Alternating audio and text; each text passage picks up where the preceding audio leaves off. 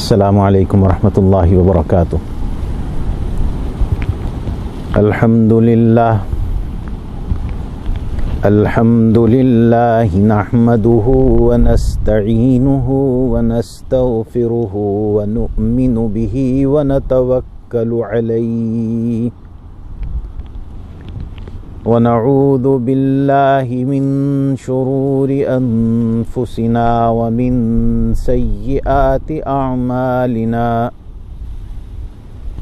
من يهده الله فلا مضل له ومن يضلله فلا هادي له ونشهد أن لا إله إلا الله وحده لا شريك له ونشهد أن سيدنا ونبينا ومولانا محمدا عبده ورسوله صلى الله تعالى على خير خلقه محمد وآله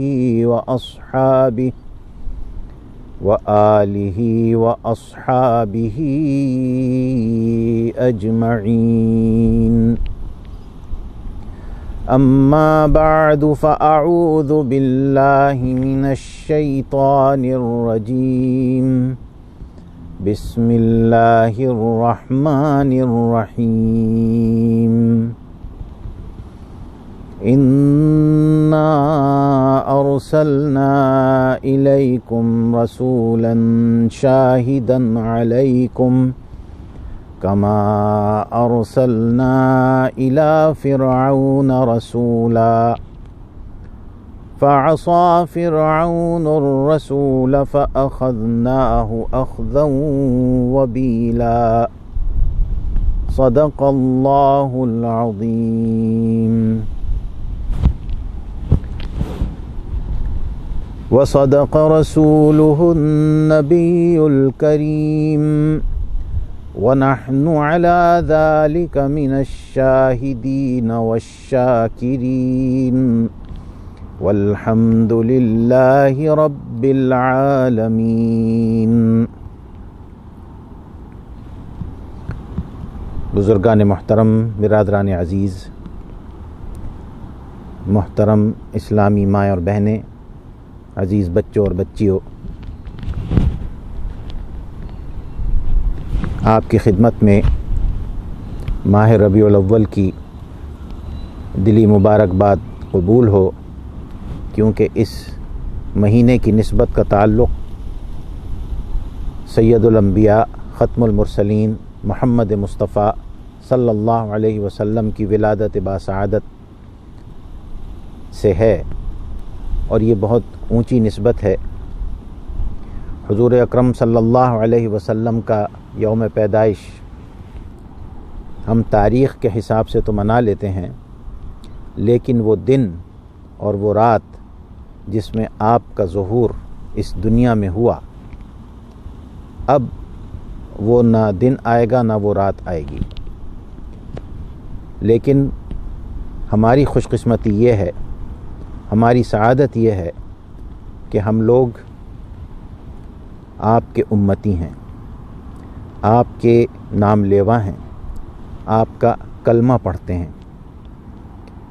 یہ کتنی بڑی سعادت ہے کہ کلمہ جو آپ نے ہمیں دیا ہے، لا الہ الا اللہ محمد الرسول اللہ صلی اللہ علیہ وسلم، ہمیں اس کی قدر کرنی چاہیے. اور اس کے ساتھ ساتھ خصوصیت دی گئی کہ آپ کو تمام نبیوں کا سردار بنا کر بھیجا گیا. آپ تمام نبیوں کے لیے وہی حیثیت رکھتے ہیں جیسے چاند اور تاروں کے اندر سورج کی اہمیت ہے. آپ آفتاب نبوت ہیں، اور آپ میں وہ تمام انوار دیے گئے ہیں جو نبیوں میں موجود تھے، کسی میں کچھ کسی میں کچھ. اور آپ کے ساتھ جو صحابہ تھے ان کو آپ نے ستاروں کی مانند فرمایا،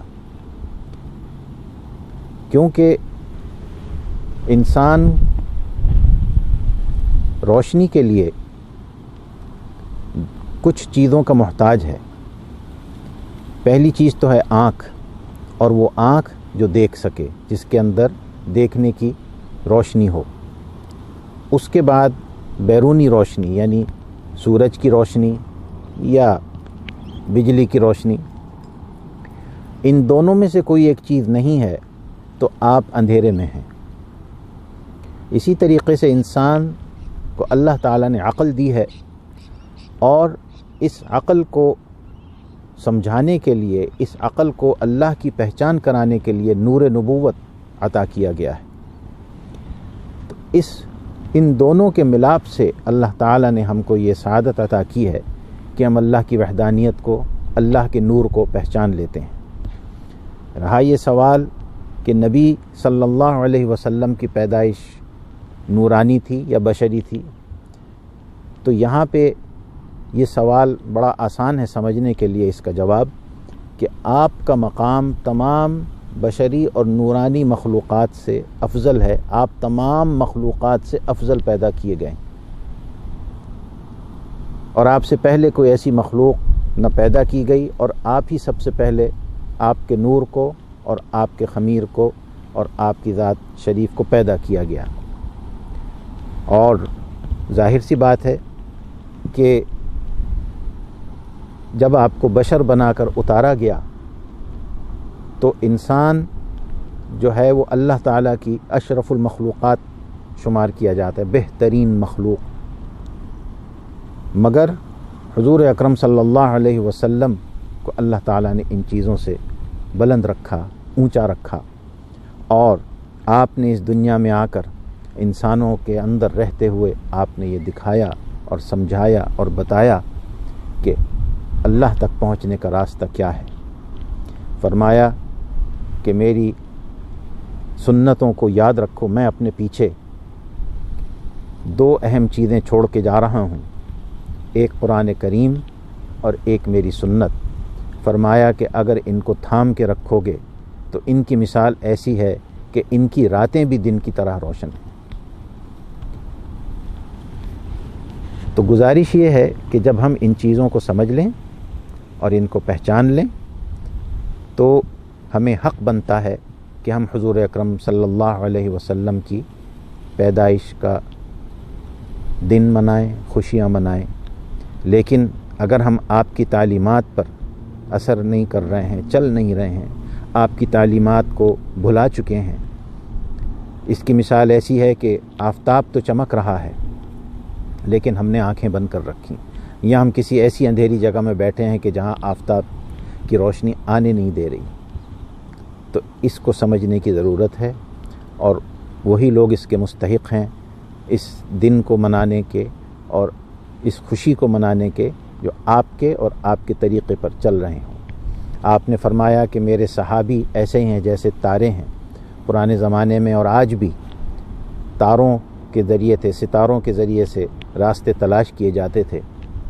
تو آج بھی ہمارے پاس نور نبوت موجود ہے، انوار قرآن، انوار دین، انوار سیرت ہمارے پاس موجود ہیں. انتظار صرف عمل کرنے کی ہے. ہم اپنی بری عادتوں سے، اپنی غفلتوں، لاپرواہیوں سے، برے اعمال کی وجہ سے اللہ کے غضب کو دعوت دیتے ہیں. آج ہم جس مصیبت سے اور جن پریشانیوں سے گزر رہے ہیں، اور ان میں سب سے بڑی پریشانی یہ وائرس کی ہے، جس کی وجہ سے زندگی کا کاروبار اگر معطل نہیں ہوا تو کم سے کم اس قابل بھی نہیں رہا کہ جس کو نارمل کہا جا سکے. تو یہ لمحہ فکریہ ہے، خصوصیت سے عاشقان نبی صلی اللہ علیہ وسلم اور توحید کے پرستاروں کا جو کلمہ گو ہیں.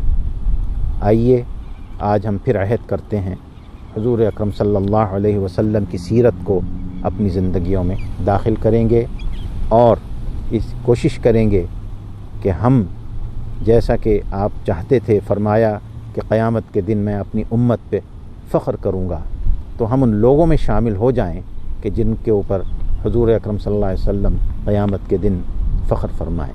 وآخر دعوانا ان الحمد للہ رب العالمین۔ السلام علیکم۔